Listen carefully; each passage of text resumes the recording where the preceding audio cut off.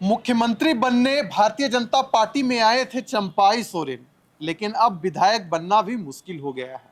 जी हाँ, कुछ ऐसे आंकड़े आ रहे हैं जो राजनीतिक विशेषज्ञ हैं वो यही कह रहे हैं कि सरायकेला से इस बार चंपाई सोरेन हो सकता है तो चुनाव हार जाए।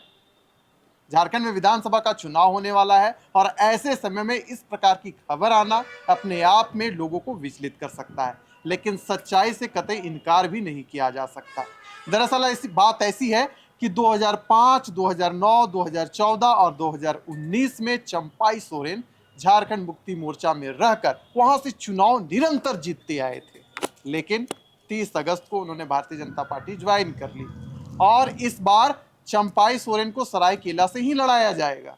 लेकिन ठीक चुनाव से पहले जो खबरें आ रही हैं, जो आकलन हो रहा है वो यही हो रहा है कि चंपाई सोरेन सरायकेला से चुनाव हार सकते हैं। तो पूरी वाकया को आपको बतलाएंगे और जो आज हमारी चर्चा है इसी विषय पर है।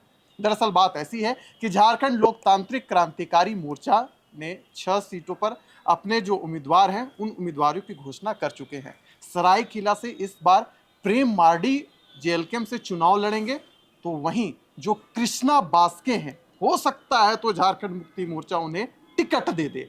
अब आप पूछिएगा कि कृष्णा बास्के कौन है, तो ये वही कृष्णा बास्के हैं जो राजनीतिक शिष्य हुआ करते थे चंपाई सोरेन का।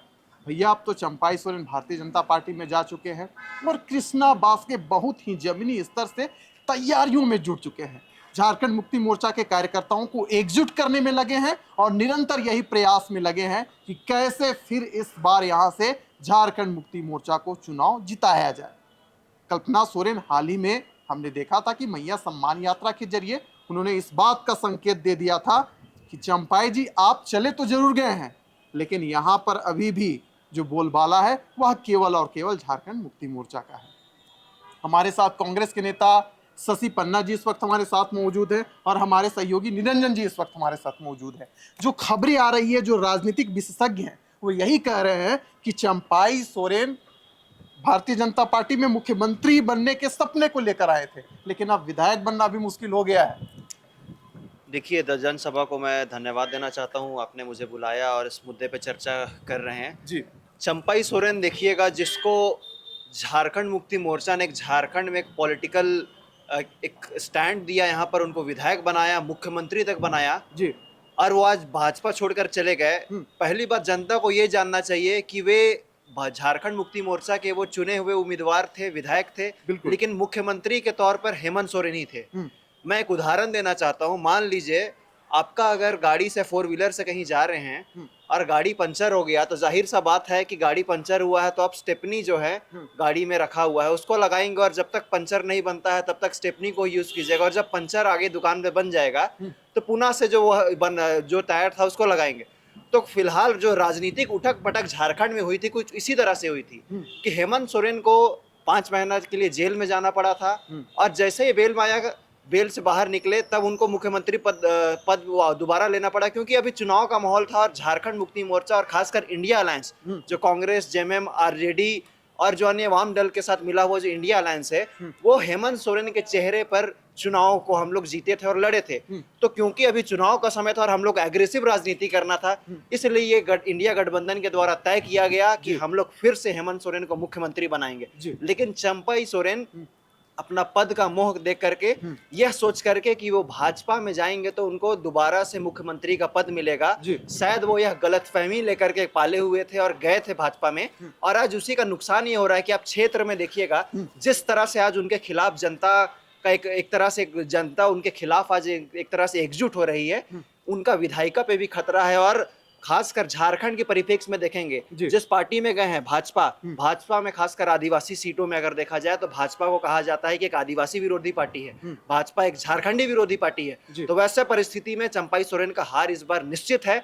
और यहाँ क्षेत्र में अभी मैया सम्मान यात्रा के दौरान हेमंत सोरेन की जो धर्म पत्नी है कल्पना सोरेन के द्वारा जो एक विशाल यात्रा निकाला गया था, उस भीड़ की हुजूम में आप देख सकते हैं कि लोग किस तरह से कल्पना सोरेन की ओर आकर्षित है, हेमंत सोरेन की ओर लोग का झुकाव है। और इस बार जो सीट है वो जेएमएम का हमेशा से रहा है और दोबारा से इस तरह से जेएमएम जीत के आएंगे। आपको मैं 2019 का मैं कुछ सीट के बारे में याद दिलाना चाहता हूँ।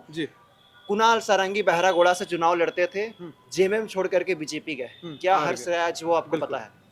उसी तरह से लोहरदगा में भी था और भी कई जगह सीट में था जहां पर कि हम लोगों गठबंधन से जो है सीट छोड़ करके गए और वो चुनाव हार गए। जी। तो कहीं ना कहीं इस बार जो ये सीट है, खासकर ट्राइबल सीट्स में जो 28 का 28 सीट्स है, वहां पर एक आदिवासी जो भाजपा है उसके विरोध में लहर चल रहा है। और इस बार भी 2024 में भी यह भाजपा विरोधी लहर होगा, क्योंकि जो मुख्य मांग था आदिवासियों का जो सरना कोड है, आज चंपाई सोरेन यही जब जेएमएम में थे तो सरना कोड की मांग करते थे, लेकिन बिल्कुल। क्या भाजपा में जाकर के वो झरना कोड की मांग कर रहे हैं? नहीं कर रहे जी। हैं। यही जो बांग्लादेशी घुसपैठी का बात किया जाता था जब जेएमएम में थे, उस समय बोलते थे कि बांग्लादेशी घुसपैठी ऐसा कुछ नहीं है, लेकिन आज जाकर के वो एक तरह से पूरी तरह से बांग्ला घुसपैठी का आवाज को बार बार उठा रहे हैं। तो ये देखिएगा कि एक बीजेपी का माउथ पीस की तरह काम कर रहे हैं, ये झारखंडी भावनाओं के खिलाफ काम कर रहे हैं। इसलिए सरायकेला की जनता इस बार इनको हराने की काम करेगी।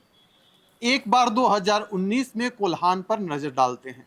14 विधानसभा क्षेत्र हैं और इन 14 सीटों पर भारतीय जनता पार्टी को हार का सामना करना पड़ा था। 2024 चल रहा है, 14 विधानसभा सीटें इस बार भी हैं, लेकिन जो कयास लगाया जा रहा है, भारतीय जनता पार्टी उम्मीद में बैठी है कि पीएम नरेंद्र मोदी का कार्यक्रम कोल्हान में हुआ है तो इस बार हम लोग वहां से 7-8 सीटें निकाल ही लेंगे। लेकिन झारखंड की राजनीति में कभी भी कुछ भी हो सकता है। चंपाई सोरेन पहले जेएमएम में थे, इसलिए चुनाव जीत रहे थे। और सूचना तो ये भी है कि जो भारतीय जनता पार्टी में गणेश महली थे, 2014 और 19 में चंपाई सोरेन के खिलाफ उन्होंने चुनाव लड़ा था। इस बार पार्टी से उनकी कुछ नाराजगी भी है। वो चाह रहे हैं कि अब तो चंपाई सोरेन भाई भारतीय जनता पार्टी में आ गए हैं, मेरा क्या होगा।